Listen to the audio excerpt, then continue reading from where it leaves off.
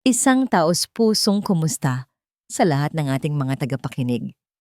Ako po si Clara at muli niyo akong samahan dito sa Tadhana Stories kung saan ang bawat kwento ay may dalang aral at damdamin. Sabi nila, ang isang tahanan ay pundasyon ng pagmamahal. Pero paano kung ang mismong mga haligi ng tahanang pinagkatiwalaan mo, ang siya palang unti-unting dudurog sa'yo? Simple lang ang plano, Rafi. Papipirmahin mo lang siya. Ang boses ni Doña Cora ay mahinahon, ngunit may talim na tila kayang humiwa ng anino. Ma, parang hindi ko kaya. Masyadong, anong masyado? Ang putol ni Doña Cora. Para din naman ito sa kinabukasan mo, sa pamilya natin. Praktikal lang tayo. Isang pirma lang niya. At lahat ng problema natin, tapos na. Isang sandali ng katahimikan. Isang katahimikang mas mabigat pa sa lahat ng ingay sa mundo. At pagkatapos, narinig ni Elisa ang boses ng kanyang asawa. Ang boses na dati musika sa kanyang pandinig, ngayon ay isang hatol.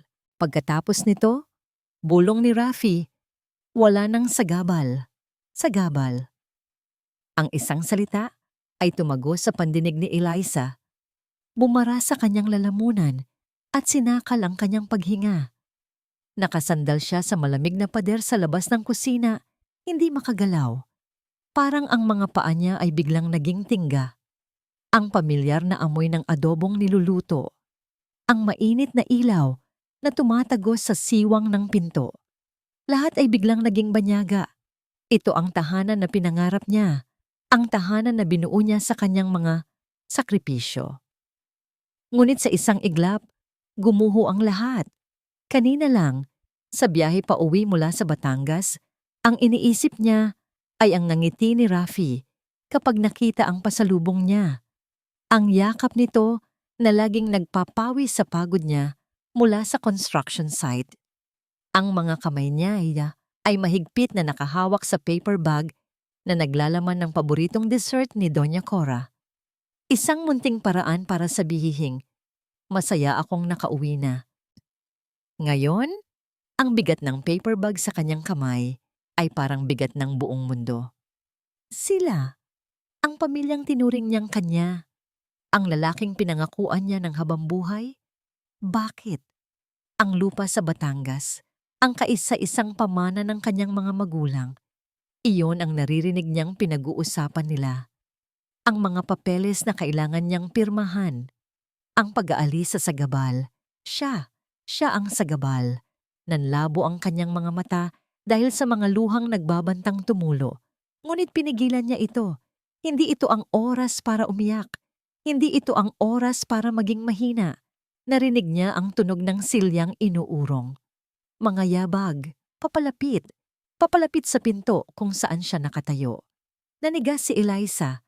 Ang puso niya ay bumabayo sa kanyang dibdib. Bawat kabog ay isang dagundong sa nananahimik na pasilyo. Narinig niya ang mahinang kalansing ng susi, ang dahan-dahang pagpihit ng seradura. Isang segundo. Dalawa. Sa ikatlong segundo, kumilos si Elisa. Walang ingay. Parang isang aninong umatras siya papalayo sa siwang ng ilaw. Palubog sa dilim sa kabilang dulo ng pasilyo. Pigil hininga, isinandal niya ang likod sa pader. Ang palad ay nanginginig at nanlalamig. Bumukas ang pinto ng kusina. Si Rafi, ang kanyang asawa. Lumabas itong walang kamalay-malay. Nag-uunat pa na tila pagod sa isang mahabang araw. Hindi niya nakita si Elisa sa dilim. Ma, akyat na po ako, sabi nito. Ang boses ay kalmado, normal. Isang boses na puno ng kasinungalingan. Sige anak, magpahinga ka na, sagot ni Doña Cora mula sa loob. Ilang saglit pa, pinatay ang ilaw sa kusina. Narinig ni Elisa ang mga yabag ni Rafi na nagsimulang umakyat sa hagdanan. Bawat hakbang ay tila pagtapak sa durog niyang puso. Naiwan si Elisa sa ganap na kadiliman. Tanging ang liwanag mula sa buwan sa bintana ang gumuguhit sa sahig. Ngayon, nang siya na lang mag-isa, bumigay ang tindig niya. Ang panginginig ng kanyang mga kamay ay kumalat sa buong katawan. Binitiwan niya ang paper bag na hawak. Isang mahinang kalabog ang tunog na nilikha nito sa sahig. Ang tunog ng isang pag-asang bumagsak. Bakit? Saan ako nagkamali? Paulit-ulit na tanong sa kanyang isipan. Ang lahat ng pagod sa trabaho para matulungan siyang bayaran ang mga utang niya. Ang lahat ng pagtitiis sa matatalas na salita ni Doña Cora, ang bawat pangarap na binuo nila para sa kanilang dalawa, para sa wala. Sa gabal. Ang salitang iyon ay umalingaw-ngaw sa kanyang isip. Hindi siya asawa, hindi siya pamilya. Isa lamang siyang hadlang na kailangang alisin. Doon, sa dilim ng pasilyong dati saksi sa kanilang mga halik at tawanan, nagsimulang dumaloy ang mga luha ni Elisa. Walang tunog, walang hikbi. Mga luhang mainit at mabigat. Dala ang bigat ng isang katotohanang masakit pa sa kamatayan. Pinunasan niya ang mga ito gamit ang likod ng kanyang kamay. Ang pag-iyak ay hindi makakatulong. Kinabukasan, kailangan niyang harapin sila. Kailangan niyang mag-almusal sa hapag na yon. Kailangan niyang ngumiti. At iyon, ang pagpapanggap na yon, ang magiging pinakamasakit sa lahat. Ang katahimikan sa hagdanan ay nabasag ng isang mahinang pag-click. Ang pinto ng kanilang silid-tulugan ay isinara na. Naiwan si Eliza na mag-isa sa dilim. Dahan-dahan, yumuko siya at pinulot ang paper bag sa sahig. Ang laman nitong dessert ay malamang nayupi na, pero wala na siyang pakialam. Walang ingay, naglakad siya patungo sa sarili niyang maliit na home office sa ibaba. Hindi niya kayang matulog sa tabi ng isang traidor. Buong gabi, hindi siya natulog. Nakaupo lang siya sa dilim, habang ang mga salitang narinig niya ay paulit-ulit na tumatakbo sa kanyang isipan na parang sirang plaka. Pirma, problema, sagabal. Kinabukasan, ang sinag ng araw na tumama sa kanyang mukha, ang gumising sa kanya mula sa manhid na pagkakatulala. Oras na para umarte. Pagpasok niya sa kusina, nandoon na silang dalawa. Si Doña Cora, abala sa paghahanda ng kape. Si Rafi nakaupo na sa mesa nagbabasa ng dyaryo na para bang lahat ay normal. "Oh, gising ka na pala, Elisa," bati ni Doña Cora. Ang ngiti ay hindi umabot sa kanyang mga mata.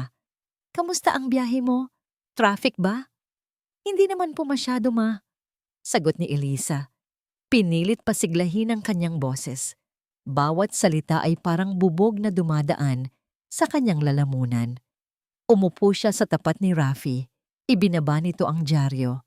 "Good morning, Hon," sabi nito sa malambing na boses na ngayon ay puno ng lason. "You look tired. Okay ka lang?" Tumingin si Elisa sa mga mata ng kanyang asawa. Ang mga matang dati sinisisid niya para sa pagmamahal, ngayon ay nag-aalok lamang ng kasinungalingan. Gusto niyang isigaw, "Huwag mo akong tanungin yan. Huwag kang magpanggap." Pero sa halip isang maliit na ngiti ang isinukli niya. "Okay lang. Napagod lang siguro sa biyahe." Ang almusal ang naging pinakamahabang 10 minuto sa buhay ni Elisa. Ang tunog ng mga kubyerto sa plato ay nakakabingi. Ang amoy ng sinangag at kape ay nakakasuka. Pilit siyang sumubo ng isang kutsara ng kanin, pero parang buhangin ito sa kanyang bibig. "Kain ka pa," sabi ni Doña Cora. "Kailangan mo ng lakas para sa trabaho. Para may lakas akong pirmahan ang mga papeles nyo." Gusto niyang isumbat. Nang sa wakas ay natapos ang pagpapanggap, mabilis siyang nagpaalam. "Mauna na po ako. May kailangan lang akong daanan." Hindi na niya hinintay ang sagot nila. Habang naglalakad siya palabas, naramdaman niya ang mga mata nila na nakasunod sa kanyang likod. Isang pares na naghihintay at isang pares na nagtatago ng kasalanan. Pagpasok niya sa kanyang kotse, doon bumigay ang lahat. Isinandal niya ang kanyang noo sa manibela at humagulgol. Hindi na yun ang tahimik na pag-iyak ng nakaraang gabi. Ito ay isang pag-iyak na may kasamang galit, sakit at pagkadurog. Nanginginig ang kanyang mga balikat sa bawat hikbi. Matapos ang ilang minuto, pinunasan niya ang kanyang mukha. Kailangan niyang maging matatag. Sa gitna ng pag-aayos ng sarili, napansin niya ang cellphone ni Rafi na naiwan sa passenger seat. Kinuha niya ito, balak sanang itabi, nang umilaw ang screen. Isang missed call mula sa isang numerong hindi nakasave, pero ang pamilyar sa kanya ay ang area code. Galing ito sa Batangas. Kumunot ang noo ni Eliza. Sino ang tatawag kay Rafi mula sa Batangas? Hindi niya dinala ang kotse sa construction site. Sa halip, minaneho niya ito papunta sa isang maliit na kalye kung saan may isang karinderya na madalas niyang kinakainan tuwing tanghali. Kay Aling Nena, ang karinderya ay simple lang. Ilang mga mesang plastik, isang malaking kaldero ng kanin, at ang amoy ng lutong bahay na laging nagpapaalala kay Eliza sa kanyang kabataan. Nakita siya ni Aling Nena, isang babaeng nasa mga 60 anyos na may mga guhit ng kabaitan sa mukha.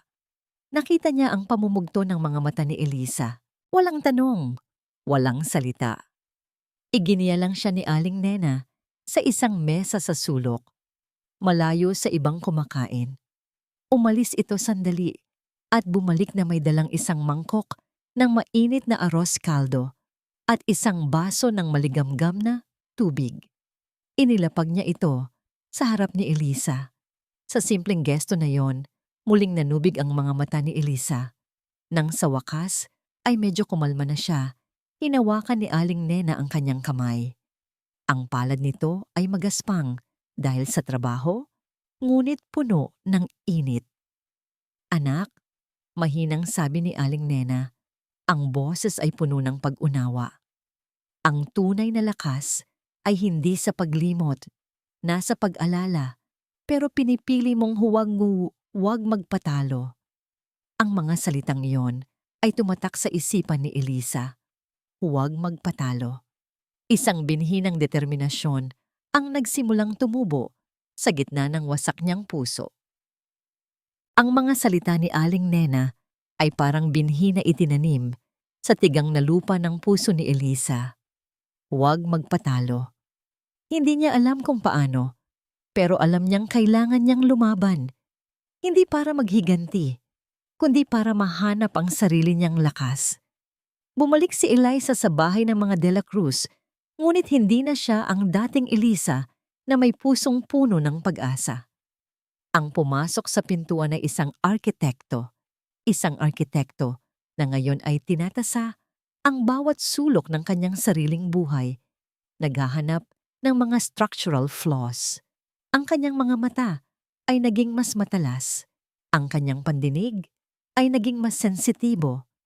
Napansin niya kung paano laging ipinagyayabang ni Doña Cora ang kanyang kabutihan sa mga kapitbahay, ngunit sa likod ng mga ngiti ay naroon ang mahigpit na paghawak sa kanyang pitaka. Ang mga pasalubong na binibili niya ay laging mura, ngunit ipinapakita niya na parang galing sa malalayong lugar. Napansin niya rin ang pagiging duwag ni Rafi. Paano nito laging sinusunod ang lahat ng utos ng kanyang ina. Walang sariling desisyon, isang anino lamang. Ang lalaking pinakasalan niya ay hindi pala kasing tapang ng akala niya. Nagsimula si Eliza na mag-organisa, hindi sa paraang karaniwan. Sa kanyang maliit na opisina sa bahay, binuksan niya ang luma niyang filing cabinet. Mga lumang bank statements, resibo, email correspondence mula sa mga proyekto ni Rafi. Hindi siya naghahanap ng kasalanan sa papel. Naghahanap siya ng patterns, ng inconsistencies, ng mga butas sa kanilang mga kwento. Isang hapon, habang nililinis niya ang mga luma niyang gamit, natagpuan niya ang isang tube na naglalaman ng kanyang lumang architectural drawings. Kinuha niya ito at dahan-dahang binuksan. Naroon ang blueprint ng kanilang pangarap na bahay sa Batangas. Ang bahay na may malawak na bintana na nakaharap sa dagat. Ang bahay na may hardin para sa kanilang mga magiging anak. Hindi na siya umiyak.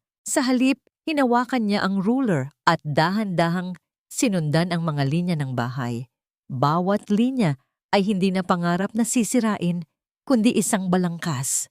Isang istruktura na ngayon ay gagamitin niya para itayo muli ang sarili.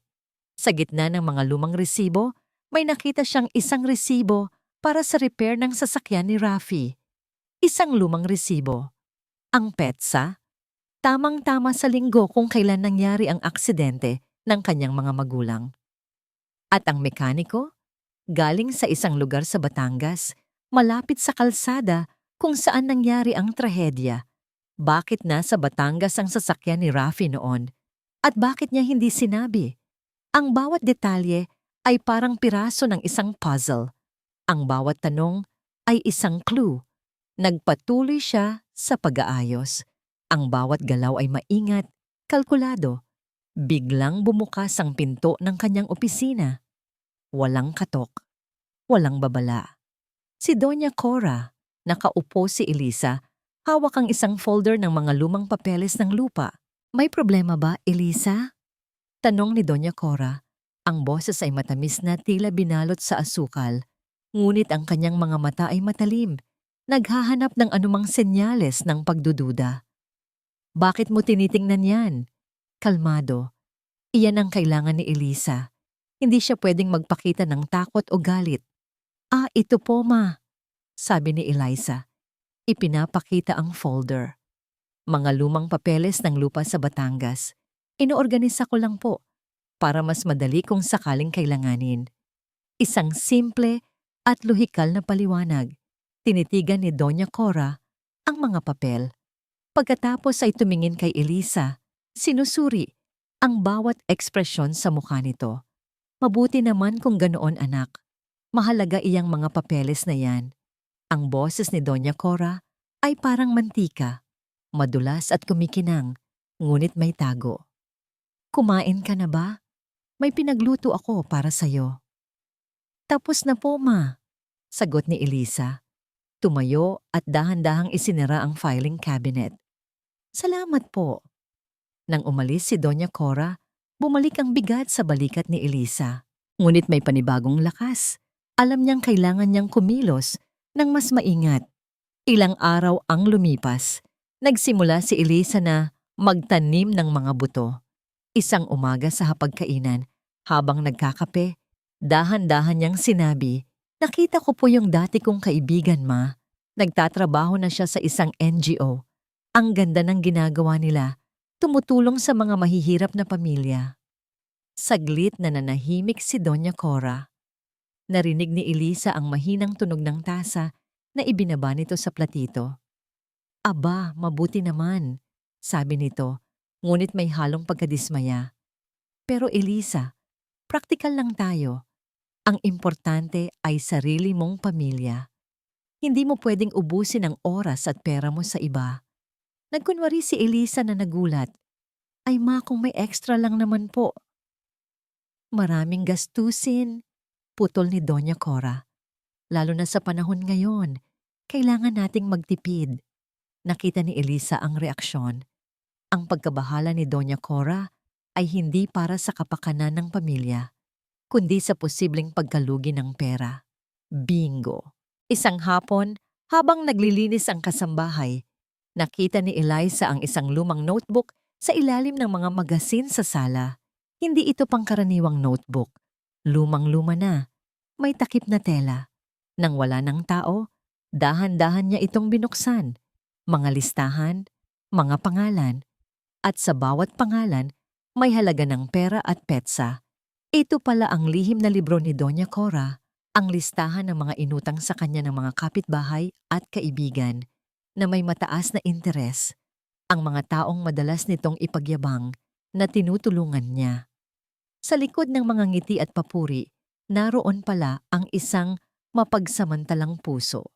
Ang kabutihan ni Doña Cora ay isa lang fasad. Habang tinitingnan ni Elisa ang mga pangalan, napansin niya ang isang entry. Para kay B, 150,000. Walang apelyido, walang petsa. Sino si B? Attorney Bilbao? Ang abogado na madalas niyang marinig na binabanggit ni Doña Cora? Ang gabi ay bumalik sa pamilyar na kalungkutan. Laging pagod si Rafi o nagkukubli sa kanyang cellphone. Ngunit may isa siyang misyon. Nais niyang makita kung may natitira pa bang anumang pagmamahal o konsensya sa asawa. Niluto niya ang paboritong adobo ni Rafi. Ang amoy ay kumalat sa buong bahay. Sa hapagkainan, tahimik silang kumain. Naalala mo pa ba nung nangako tayong tatayo natin ang bahay natin sa Batangas? Mahinang tanong ni Eliza. Sinasadyang lagyan ng nangiti ang kanyang boses. Simple lang, pero atin. Tiningnan siya ni Rafi. Sa loob ng isang segundo, nakita ni Eliza ang isang kislap ng lungkot sa mga mata nito. Isang bahid ng guilt. Ngunit mabilis itong nawala. Ibinaba nito ang kanyang tingin sa plato. Oo naman, sagot ni Rafi. Walang emosyon. Pero hon, maraming gastusin ngayon. Mas praktikal kung hindi na niya tinapos ang pangungusap. Ngunit alam ni Eliza ang ibig sabihin nito. Para kay Rafi, mas mahalaga ang pera at ang kagustuhan ng kanyang ina kaysa sa kanilang pangarap at pangako. Nakaramdam siya ng awa sa asawang nawala. Nang gabing iyon, habang naghahanda si Eliza na matulog, may kumatok sa pintuan ng kanyang opisina. Si Rafi, may dala itong folder. Hon, pinapirma sa akin ni Mama. Sabi niya, para daw sa investment natin, para protektado ang future natin. Inabot nito ang folder kay Eliza. Sabi niya, kailangan mo din daw pirmahan. Nakita ni Eliza ang mga salitang transfer of rights at power of attorney sa mga dokumento. Ito na, ang bitag. Kinuha niya ang folder. Ang kanyang kamay ay nanginginig ng bahagya, ngunit pinilit niyang maging matatag. Kinuha niya ang ballpen. Nanginginig ang kamay ni Eliza habang hawak ang ballpen, ngunit hindi dahil sa takot, dahil sa matinding pagpipigil. Ang makakita ng malinaw na pangalan ng transfer of rights at power of attorney ay parang pagkakita sa sariling libingan. Pero hindi niya hahayaang mangyari iyon. Sige po ma, sabi niya. Ipinipilit ang pinakatatag na tinig na kaya niya. Basahin ko lang po sandali. Nakita niya ang bahagyang pagngiti ni Doña Cora, tila nasisiyahan sa kanyang pagpapasakop. Mabuti naman anak, mahalaga iyan para sa kinabukasan ng pamilya natin. Ang salitang pamilya ay parang pang-asar. Tumangulang si Eliza, hindi nagbigay ng kahit anong ekspresyon. Pagkaalis ni Doña Cora, dahan-dahan niyang ibinaba ang ballpen. Hindi siya pipirma. Hindi pa ngayon. Kailangan niyang gumawa ng hakbang na hindi nila inaasahan. Kailangan niyang gamitin ang kanilang sariling laro laban sa kanila. Nagtapos ang linggo na puno ng tensyon sa tahanan ng mga De La Cruz. Si Doña Cora ay palaging nagtatanong tungkol sa mga papeles at si Eliza ay laging may dahilan para hindi papirmahan. Kailangan ko pa pong pag-aralan. May ilang bahagi na hindi ko masyadong maintindihan. At BP. Tapos, dumating ang balita. Ang taunang fiesta ng kanilang barangay ay malapit na. Para kay Doña Cora, ito ay isang pagkakataon para ipakita ang kanyang pagiging maharlika sa buong komunidad. Palagi niyang ipinagmamalaki ang kanyang malasakit sa mga tao, ang kanyang gastos para sa pagdiriwang. Dito, naisip ni Eliza ang tamang pagkakataon. Sa mga sumunod na araw, si Eliza ay nagpakita ng masigasig na interes sa paghahanda para sa fiesta. Ma, tutulong na po ako sa pag-aasikaso ng mga pagkain, sabi niya isang umaga. Para mas magaan po sa inyo. Nakita ni Doña Cora ang pagkakataon. Mas madaling makuha ang pirma kung makikita niyang masipag si Eliza sa mga gawain sa bahay. Talaga anak? Mabuti naman. Sige. Tumulong ka sa kusina. Tandaan mo, dapat masarap ang ihahanda natin para alam ng lahat kung gaano tayo ka-generous. Nakangiti si Eliza, ngunit sa loob-loob niya, isa itong plano.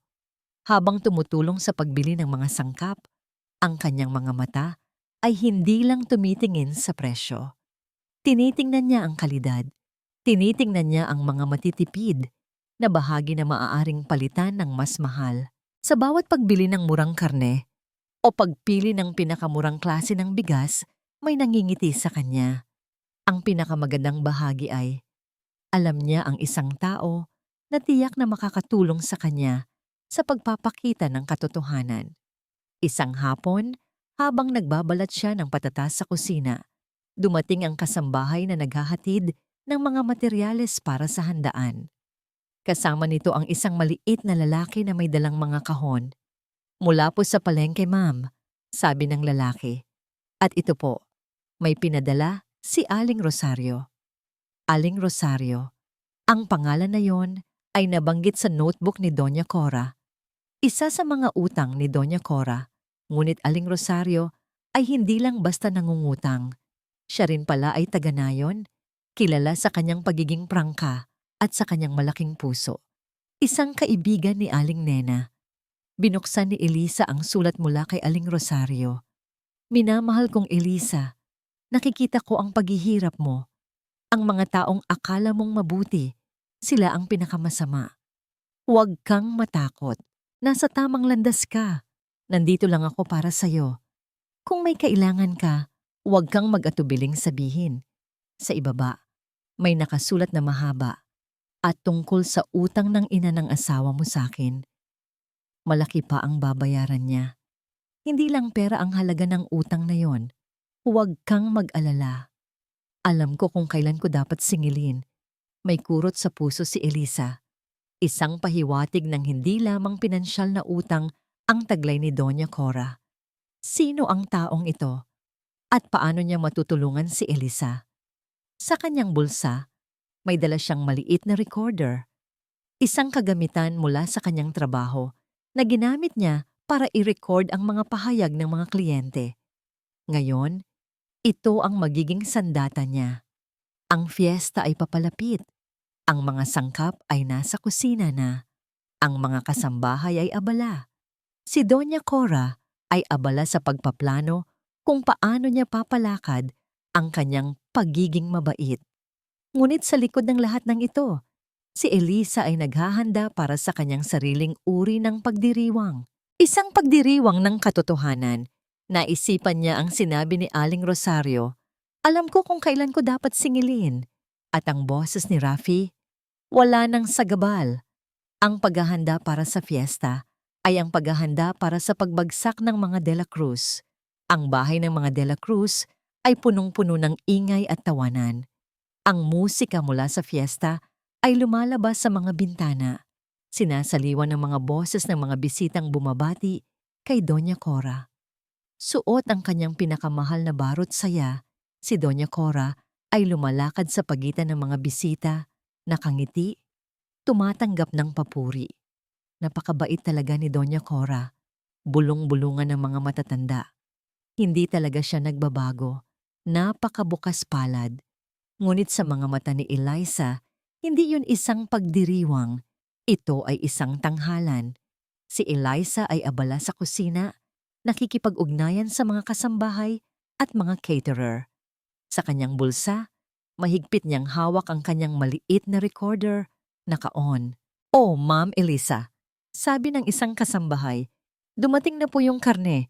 Ang sabi ng nag-deliver, galing daw po ito sa kabilang palengke, yung mas mura. Sadyang nilakasan ni Elisa ang boses niya para marinig ng mga taong malapit, lalo na ng kapitan ng barangay na kasalukuyang nakikipagkwentuhan sa labas ng kusina. "Ganun po ba? Okay, iyan na lang ang iluto natin para sa menudo. Kailangan nating magtipid. Mahalaga ang bawat sentimo, di ba?" Napatingin ang kapitan ng barangay sa direksyon ni Elisa. Bahagyang kumunot ang noo. Si Doña Cora ay laging ipinagmamalaki ang premium na sangkap ng kanyang handa. Habang inihahanda ang mga pagkain, sinigurado ni Elisa na ang mga pinakamurang sangkap ang unang ilalabas. Ang menudo, isang paboritong lutuin sa mga fiesta, ang siyang pinaka-sentro. Nang dumating ang oras ng kainan, ipinagmalaki ni Doña Cora ang mga handa. "Tikman niyo itong menudo ko," sabi niya sa kanyang mga bisita. Ang boses ay matinis at puno ng pagmamalaki. "Special recipe yan! Walang katulad!" Nag-umpisa ang mga bisita na kumuha ng pagkain. Sa isang mesa, narinig ni Elisa ang isang matandang babae na bumulong sa kanyang katabi. "Parang Hindi ito ang dati kong natikman na menudo ni Doña Cora. Medyo matigas ang karne at ang lasa parang may kulang. Oo nga, bulong ng isa pa, para kasing pinagtipiran. Narinig din ni Elisa ang kapitan ng barangay na nakatikim na rin. Nakita niya ang bahagyang pagkabahala sa mukha nito. Ang mga komento ay dahan-dahang kumalat sa ilang mga mesa. Ang ngiti ni Doña Cora ay unti-unting lumabo. Napansin niya ang mga bulungan. Nakatayo si Elisa sa isang sulok, nakamasid. Sa kanyang kamay, mahigpit ang cellphone na naka-recorder. Ang mga mata ni Doña Cora ay lumilibot. Sinusubukan hanapin ang pinagmulan ng mga bulungan. Nakita niya ang pagkabahala, ang bahagyang pagtaas ng kanyang balikat. Ito na, ang unang crack. Hindi nagtagal. Isang malakas na boses ang pumunit sa maingay na musika at tawanan. Cora! Lahat ng mata ay napalingon sa pintuan. Naroon si Aling Rosario, nakatayo ng matuwid. Ang kanyang mukha ay seryoso at walang bahid ng ngiti. Ang kanyang boses ay malakas at malinaw, sapat para marinig ng lahat ng naroon. Nandito ako para maningil. Ang musika ay huminto. Ang tawanan ay nawala. Ang lahat ng mata ay nakatuon kay Aling Rosario na nakatayo pa rin sa pintuan at kay Doña Cora na biglang namutla. Ang ngiti sa mukha ni Doña Cora ay tuluyang natunaw, napalitan ng gulat at galit. Rosario, anong ginagawa mo dito? Matinis na sabi ni Doña Cora, sinusubukan pa ring magpanggap. Aba, bisita ka ba? Bisita? Tumawa si Aling Rosario, isang tunog na puno ng pait. Oo, bisita na naniningil. Hindi lang ang 50,000 na inutang mo sa akin para sa gamot ng apo ko, Cora. Kasi, yang perang yan, narinig ko sa labas, ginamit mo lang para makabili ng cheap na karne para sa fiesta mo. Bumulong-bulong ang mga bisita. Ang mga komento tungkol sa menudo ay muling umalingaw-ngaw. Narinig ni Elisa ang mga bulungan. Kaya pala iba ang lasa. Ang tigas ng karne. Hindi totoo yan. Sigaw ni Doña Cora, ang boses ay nagsisimula ng manginig. Nagsisinungaling ka. Nagsisinungaling. Ngisi ni Aling Rosario. Oh, talaga? Paano naman yung pinangako mong trabaho sa anak ko, Cora? Yung sabi mo, tutulungan mo siya. Pero ang totoo, pinagsamantalahan mo lang ang sitwasyon namin. Pinahirapan mo lang kami para sa sarili mong kapakinabangan. Ang mga salita ni Aling Rosario ay parang mga saksak na sunod-sunod na tumatama kay Doña Cora. Ang mukha nito ay namumula sa galit at matinding pagkapahiya. Nagsimulang maglabasan ang mga kasambahay mula sa kusina, nakatingin sa nangyayari. Ang isa sa kanila, si Manang Sonia, ay may hawak na maliit na Bluetooth speaker na nakasabit sa kanyang sinturon na ginamit para sa musika kanina. Biglang, mula sa speaker, umalingaw-ngaw ang boses ni Doña Cora, malakas at punong-puno ng paghamak. Tanga! Hindi ka ba marunong magbalat ng patatas? Ang bagal mo! Kaya kayong mga mahihirap, mananatili kayong mahirap. Puro reklamo, walang silbi. Bayaran niyo lahat ng utang niyo sa akin. Nagulat ang lahat. Ang boses na yon, ang mga salitang yon, ay walang duda na kay Doña Cora. Ang ngiti ni Manang Sonia ay biglang nawala at dali-dali niyang pinatay ang speaker. Ang muka ay namutla sa takot. Alam ni Eliza na hindi sinasadya yon. Nagulat lang siguro ang kasambahay. Ngunit ang pinsala ay nagawa na. Ang lahat ng bisita ay nakatingin kay Doña Cora. Ang kanilang mga mata ay puno ng pagkabigla at pagkadismaya. Ang maskara ng kabutihan ni Doña Cora ay tuluyang natanggal. Nakita ni Elisa si Rafi. Nakatayo ito sa isang sulok, nakayuko. Ang mukha nito ay namumula sa hiya at kahihiyan. Nagtama ang kanilang mga mata. Sa mga mata ni Rafi, Walang anumang bakas ng pagmamahal. Tanging matinding kahihiyan at pagkatalo ang naroon. Hindi na nagtagal ang iba pang bisita. Isa-isa silang nagsimulang magpaalam. Ang kanilang mga boses ay bulong-bulungan. Ang kanilang mga tingin ay puno ng paghatol. Bayaran mo lahat ng utang mo, Cora, sabi ni Aling Rosario bago siya tuluyang lumabas ng bahay. Pati yung utang na di kayang bilangin ng pera. Tumalikod si Doña Cora. Ang kanyang mga mata ay nanlalaki. Ang kanyang hininga ay bumibilis. Ang lahat ng taong gusto niyang pahangain ay iniwan na siya. Ang kanyang pinakamahalagang pag-aari, ang kanyang reputasyon at hiya ay nawala na. Isang matinis na sigaw ang lumabas sa kanyang lalamunan.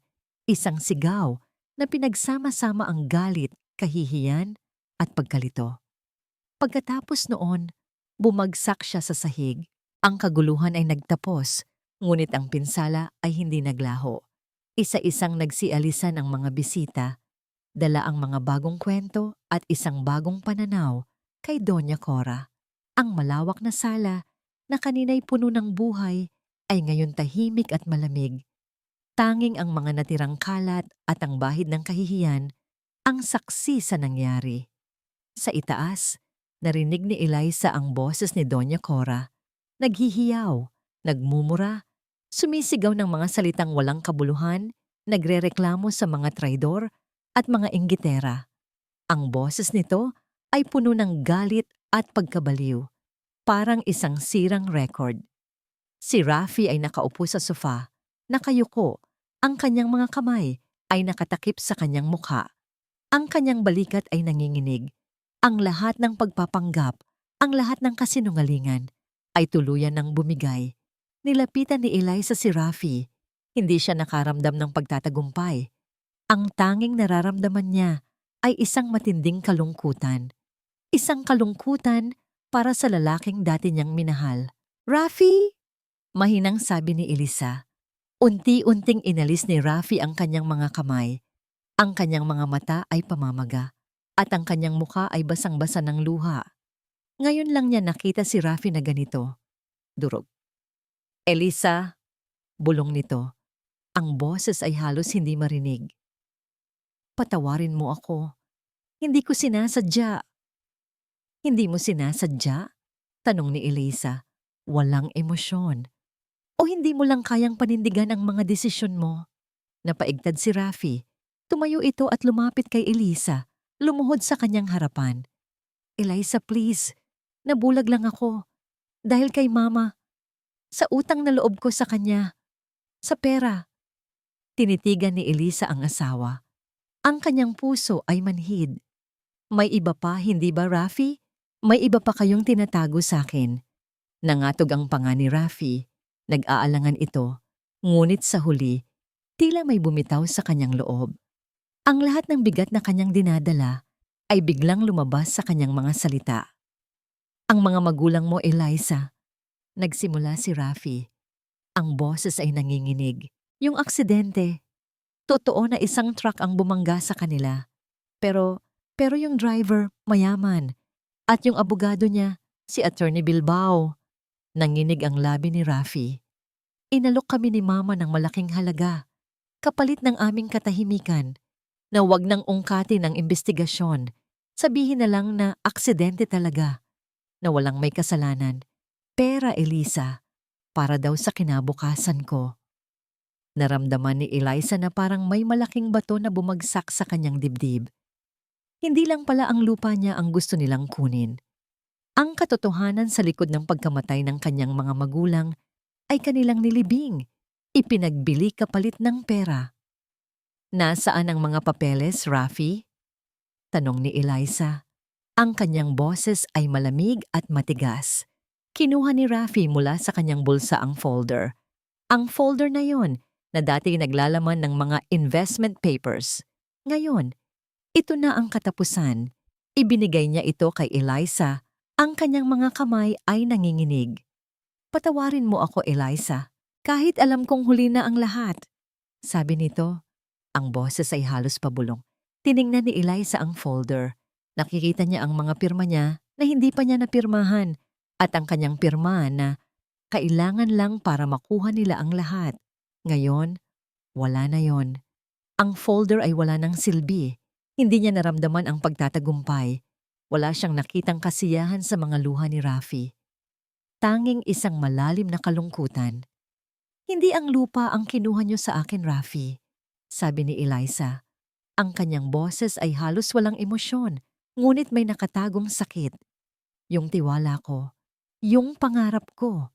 Dahan-dahan siyang tumayo. Tinalikuran niya si Rafi na nakaluhod pa rin. Lumakad siya papalayo. Ang bawat hakbang ay isang paglisan mula sa dating buhay niya. Iniwan niya si Rafi na mag-isa sa gitna ng nagkagulong sala kasama ang kanyang mga kasinungalingan at ang kanyang pagsisisi. Ilang linggo ang lumipas. Ang bahay ng mga De La Cruz ay nanatiling tahimik. Ang bawat sulok ay puno ng mga alaala ng pagkukunwari at pagtataksil. Si Doña Cora ay hindi na lumalabas sa kanyang silid. Ang kanyang isip ay nababalot ng kahihiyan at galit. Ang kanyang mundo ay gumuho at ang tanging naiwan ay ang kanyang pinakakinatatakutan, ang hiya. Si Rafi naman ay naging isang anino lamang. Ang kanyang mga mata ay laging malayo at ang kanyang katawan ay tila walang lakas. Ang bigat ng kanyang pagsisisi ay kumakain sa kanya ng dahan-dahan, ngunit si Eliza ay iba na. Ang kanyang mga mata ay hindi na malungkot, kundi matatag at puno ng pagpapasya. Nag-hire siya ng sariling abogado, isang matalinong babae na nagbigay sa kanya ng lakas at gabay. Ngayon, ang araw ng pagtatapos. Nagkita sila sa opisina ng abogado ni Eliza. Si Rafi ay naroon na, nakaupo sa isang silya, ang kanyang balikat ay nakayuko, payat at mukhang matanda. Walang Doña Cora. Ang abogadong babae ni Eliza ay umupo sa tabi niya. At sa tapat nila, isang mesa na puno ng mga dokumento. Walang mga salita, maliban sa mga formal na pagbati. Ang hangin sa silid ay mabigat. Puno ng mga hindi nasasabing damdamin. Ang mga dokumento ay inilabas isa-isa. Ang annulment papers na magpapawalang bisa sa kanilang kasal at ang mga papeles na magpapatunay na si Eliza lamang ang nagmamay-ari sa lupa sa Batangas. Hindi na nagbasa si Eliza ng bawat linya. Alam niya ang nilalaman nito. Bawat pirma ay hindi na isang pagkatalo, kundi isang paglaya. Ang tunog ng bolpen na kumikis-kis sa papel ay tanging maririnig sa silid. 1, 2, 3. Ang bawat pirma ay isang pahina ng kanyang buhay na isinasara. Nang matapos ang lahat, inilapag ni Eliza ang bolpen. Hininga siya ng malalim, isang hiningang puno ng pagod at paglaya. Pagkatapos, tumayo siya. Lumapit siya kay Rafi, hindi dahil sa anumang romantikong damdamin, kundi bilang isang huling tanda ng paggalang sa nakaraan. Inilahad niya ang kanyang kamay. Tumingin si Rafi sa kanyang kamay. Nag-aalangan ito sa loob ng ilang sandali. Tila nagtataka kung anong ibig sabihin ng gestong yon. Ngunit sa huli, dahan-dahan nitong hinawakan ng kamay ni Eliza. Ang kanyang palad ay malamig at basa. Mag-iingat ka, Eliza, mahinang sabi ni Rafi. Ang boses ay halos hindi marinig. Isang huling paalam. Ikaw din, Rafi, sagot ni Eliza. Hindi niya alam kung ano ang mangyayari sa lalaking ito, ngunit hindi na ito ang kanyang responsibilidad. Binitiwan ni Eliza ang kamay ni Rafi at lumakad patungo sa pintuan. Habang papalabas siya, umilaw ang kanyang cellphone sa kanyang bulsa. Isang text message mula sa isang numerong hindi niya kilala. Nasa tamang kamay na ang hustisya. Salamat. Kumunot ang noo ni Eliza. Sino ang nagpadala nito? Ang taong nagpadala ng litrato? Si Aling Rosario? O ang matandang kaibigan ng kanyang ina na binanggit sa liham? Ngunit hindi na yon mahalaga ngayon. Ang mahalaga ay ang katapusan ng kanyang pagdurusa. Paglabas ni Eliza sa gusali, bumungad sa kanya ang mainit na sikat ng araw. Huminga siya ng malalim, punong-puno ng sariwang hangin. Tumingala siya sa malawak na asul na kalangitan. Hindi niya alam kung ano ang idudulot ng bukas. Ngunit sa unang pagkakataon, matapos ang mahabang panahon, hindi na siya natatakot. Ang takot, ang sakit, ang puot, lahat ay naiwan na niya sa likod. Ilang buwan ang lumipas at ang sariwang hangin sa Batangas ay naging bagong hininga ni Elisa. Ang maalat na amoy ng dagat, ang tahimik na hampas ng alon sa pampang, ang init ng araw sa kanyang balat. Lahat ng ito ay parang naglilinis ng anumang bakas ng nakaraang sakit. Nakatira si Eliza sa isang maliit, simpleng bahay na inupahan malapit sa kanyang lupa. Araw-araw, sinisimulan niya ang kanyang umaga sa pamamagitan ng paglalakad sa baybayin, tinatanaw ang pampang kung saan nakatayo ang dating pangarap na bahay. Ngayon, ang pangarap na yon ay hindi na para sa iba, kundi para sa sarili niya. Pinangasiwaan niya ang konstruksyon ng kanyang sariling architectural studio sa kanyang lupa. Hindi ito isang malaking studio, kundi isang maliit, functional na espasyo kung saan maaari siyang magtrabaho, lumikha, at magsimula muli. Bawat pako na itinatayo, bawat pader na pinipintahan ay parang paghuhubog ng kanyang sariling pagkatao. Sa Batangas, mabilis siyang nakahanap ng mga bagong kaibigan. Ang mga tao ay simple, mabait at tapat. Nakikipagkwentuhan siya sa kanila habang namimili sa palengke. Nakikipagbiruan sa mga bata na naglalaro sa kalye. At syempre, madalas siyang bumibisita sa karinderya ni Aling Nena. Oo, nagpa siya rin si Aling Nena na bumalik sa kanyang bayan sa Batangas para magretiro. Ngunit hindi niya kayang huminto sa pagluluto. Kaya, binuksan niya ang isang mas maliit na karinderya sa gilid ng kalsada malapit sa lupa ni Elisa. Ang buhay, Elisa, sabi ni Aling Nena isang hapon habang nagkakape sila sa karinderya nito. Parang bahay iyan. Minsan kailangan mong gibain ang luma para makapagtayo ng bago, mas matibay, mas maganda, at mas ikaw. Ngumiti si Elisa. May katotohanan sa sinabi ni Aling Nena. Sa kanyang studio, inilabas niya ang kanyang mga lumang drawing board. Ang mga lumang blueprint ng pangarap na bahay ay naroon pa rin. Tinitigan niya ito ng matagal. Hindi na siya nakaramdam ng galit o pait. Tanging pagtanggap. Sa halip na sirain ang mga ito, iginuhit niya ang isang bagong disenyo. Hindi na isang bahay na puno ng pangarap para sa isang pamilyang hindi naman nag-exist, kundi isang bahay na may simpleng linya, matibay na pundasyon, at sapat na espasyo para sa isang babaeng nahanap ang kanyang sarili. Isang bahay na sumasalamin sa kanyang natutunan, na ang kapayapaan ay nagsisimula sa loob. Isang hapon, habang abala si Elisa sa pagpaplano sa kanyang studio, narinig niya ang tunog ng isang bumagsak na bola. Sinilip niya. Isang maliit na batang lalaki na kapitbahay, marahil ay mga 7 o 8 taong gulang, ang nasa bakuran niya. Ang bola nito ay lumagpas sa bakod. Ngumiti si Elisa.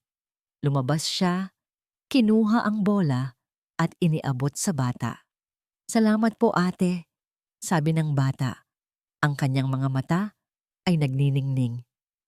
"Walang anuman," sagot ni Eliza, at nakita niya ang kanyang sarili nang ngumingiti ng totoo. Sa sandaling iyon, naramdaman niya ang lupaing ito na dati dahilan ng kanyang pagdurusa ay ngayon ay pinagmulan ng kapayapaan. Ito na ang kanyang tahanan. Dumating si Aling Nena. Dala ang isang tasa ng kape. "Elisa, may ibibigay pala ako sa'yo." May inilabas si Aling Nena mula sa kanyang bulsa, isang lumang, dilaw na sobre. "Galing ito sa mama mo," sabi ni Aling Nena. "Ipinabibigay sa'yo kapag handa ka na raw." Kumunot ang noo ni Elisa. Isang liham mula sa kanyang ina. Matagal na itong wala. Kailan naman ito ibinigay ni Aling Nena? At bakit ngayon lang? Kinuha niya ang sobre, ang kanyang puso ay biglang bumilis. Ang isang huling natitirang piraso ng nakaraan. Nanginginig ang mga daliri ni Elisa habang hinahawakan ng dilaw na sobre. Ang amoy ng lumang papel ay umakyat sa kanyang ilong, nagdadala ng mga alaala ng kanyang ina. Kailan pa ito na kay Aling Nena? At bakit ngayon lang ibinigay? Matagal na yan, paliwanag ni Aling Nena, na tila nabasa ang kanyang iniisip. Inutusan ako ng mama mo na ingatan at ibigay lang sa'yo kapag tingin ko'y matatag ka na. Mukhang ngayon na ang tamang panahon. Ngumiti si Aling Nena at iniwan si Eliza na mag-isa. Dahan-dahang binuksan ni Elisa ang sobre, ang sulat kamay ng kanyang ina, pamilyar at puno ng pagmamahal. Aking mahal na Elisa, kung nababasa mo ito, sigurado akong napagdaanan mo na ang maraming hirap. Alam kong pinilit kong maging matapang para sa'yo, pero may mga bagay na hindi ko rin maipaliwanag. May kutob na ako sa pamilya ng asawa mo bago pa man mangyari ang aksidente. May kakaiba sa kanila, lalo na kay Doña Cora. Ang kanilang mga mata, anak, may tinatago. Nais kong ipagtapat sa iyo ang isang bagay na matagal ko nang itinago. Bago kami mawala ng papa mo, nagpadala ako ng isang kopya ng mga titulo ng lupa at ilang mga personal na dokumento sa isang matandang kaibigan, si Mang Tonyo. Si Mang Tonyo ay isang retiradong mamamahayag at mapagkakatiwalaan siya. Hiningi ko sa kanya na bantayan ang mga De La Cruz. Kung sakaling may mangyari sa amin, o kung makita niyang nasa panganib ka, ipinangako niya na tutulungan ka niya sa abot ng kanyang makakaya. Si Mang Tonyo ang nagpadala ng mga dokumento, ng larawan. Siya ang nagbigay ng impormasyon kay Aling Rosario. Gusto lang niyang malaman mo na hindi ka nag-iisa. May mga mata na nakakakita sa katotohanan. Elisa, huwag kang magpatalo sa galit. Ang pagpapatawad ay hindi para sa kanila, kundi para sa kalayaan mo. Maging matapang ka, anak. Gamitin mo ang talino mo. Mahal na mahal ka namin ng papa mo. At alam kong kahit anong mangyari, lalabas ka na mas matatag. Mahal ka namin. Naramdaman ni Elisa ang mga luhang dumaloy sa kanyang pisngi. Hindi ito luha ng kalungkutan, kundi ng pagkaantig at kapanatagan. Ang kanyang ina, kahit sa libingan, ay patuloy na nagpoprotekta sa kanya. Ang mga misteryo, ang mga hindi nasagot na tanong, lahat ay biglang naging malinaw. Ang mga dangling mysteries ay nalutas. Pinunasan niya ang kanyang mga luha. Ang huling piraso ng puzzle ay nasa kanyang mga kamay na. Ang paghahanap ng hustisya ay hindi lamang isang laban sa labas, kundi isang paglalakbay sa sarili. Sa pagitan ng mga luha, ngumiti siya. Lumabas siya ng studio, tinitigan ang malawak na dagat. Ang kanyang mukha ay tinatamaan ng sariwang hangin. Okay na po ako ni Ma. Bulong niya, ang kanyang boses ay nanginginig, ngunit puno ng lakas. Malakas na po ako. Ipinatong niya ang lumang liham sa kanyang bagong drawing table, sa tabi ng bagong blueprint ng kanyang bahay. Hindi na yon isang pangarap. Ito ay isang katotohanan. Isang taon ang lumipas at ang siyong ng arkitektura ni Elisa na pinangalanan niyang Silong, Kanlungan, ay naging sentro ng buhay sa Batangas. Hindi lang siya nagdidisenyo ng mga magagandang bahay. Tumutulong din siya sa mga pamilya na muling itayo ang kanilang mga tahanan na nawasak ng mga bagyo o simpleng turuan ng mga kababaihan sa barangay kung paano ayusin ang mga sirang bubong at pintuan. Ibinabahagi niya ang kanyang kaalaman, pinapalakas ang kanilang loob, at nagbibigay ng pag-asa. Ang kanyang sariling bahay ay natapos na rin. Hindi ito malaki, ngunit matibay at puno ng liwanag. Ang mga bintana ay malawak, tinatanaw ang walang hanggang dagat. Ang bawat sulok ay pinili niya. Bawat pader ay may sariling kwento. Ito ang tahanan na binuo niya, hindi mula sa pangarap ng iba, kundi mula sa kanyang sariling lakas at pagpapasiya. Nagkaroon din ng kanyang sariling kapayapaan si Elisa. Ang galit at pait ay dahan-dahang naglaho Napalitan ng pagtanggap at pagpapatawad. Hindi niya pinatawad si Rafi at si Doña Cora para sa kapakanan nila. Pinatawad niya sila para sa sarili niya, para maging malaya siya mula sa mga tanikala ng nakaraan. Isang hapon, nakaupo si Eliza sa veranda ng kanyang bahay, umiinom ng kape habang pinagmamasdan ang paglubog ng araw. Ang kulay kahel at lila sa kalangitan ay parang isang obra maestra.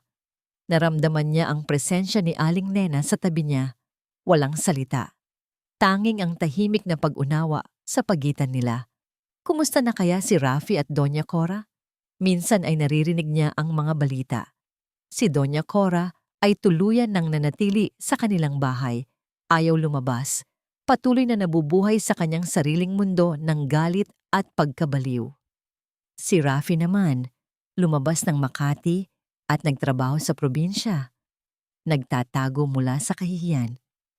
Pero hindi na yon nakakaapekto kay Eliza. Ang kanilang pagbagsak ay hindi na niya responsibilidad. Nahanap ni Eliza ang kanyang kapayapaan. Ang kanyang tiwala sa tao ay unti-unting bumalik. Hindi na bulag, kundi matatag at mapanuri. Nahanap niya ang kanyang kaligayahan sa pagtulong sa iba, sa paglikha, at sa pagiging totoo sa kanyang sarili. Sa pagtatapos ng araw, ang tanong ay, hindi na, bakit nangyari ito sa akin? Kundi, ano ang matututunan ko mula dito?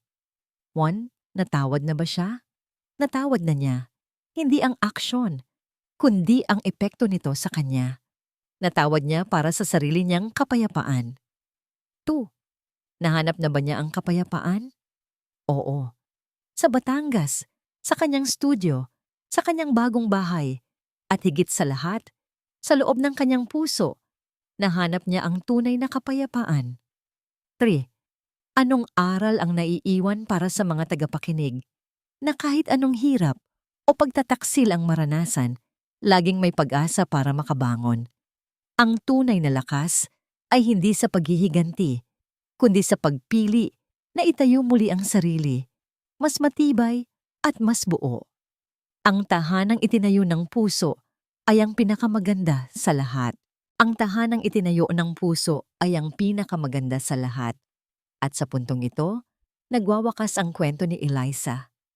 Maraming salamat, aming minamahal na tagapakinig, sa pagbibigay ninyo ng oras at puso upang samahan si Eliza sa kanyang mahabang paglalakbay.